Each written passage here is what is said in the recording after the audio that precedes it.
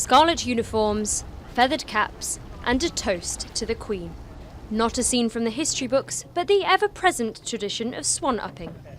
Since the 12th century, all unmarked swans in open water belong to the Crown, and every year since then, the Queen's Swan Wardens have sailed up the River Thames in search of swans.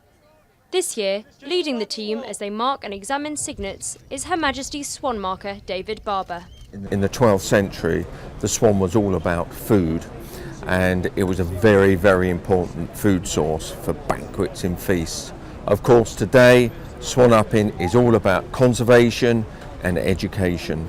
These swans are no longer destined for the table, but many of the traditions remain the same. The boats are still wooden because the noise is less distressing to the birds. They still bear the flags of the Crown and two ancient trade associations.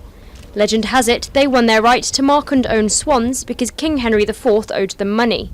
Today we have here the Vintners and Dyers livery companies. They've owned swans since the 15th century and they still keep their swan mark up together now. Of course, it's all about looking after swans now. Looking after the swans means rounding them up and taking them out of the water to be checked over and weighed by the Queen's Swan Warden, Professor Christopher Perrins.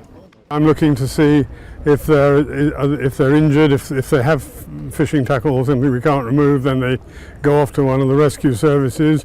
We check them over to see if they're diseased or not, and if they're growing normally, and then pop them back in again. Despite swans disappearing from menus, they have also been disappearing from the river. Britain's swan population has dropped in recent years due to flooding and dog attacks.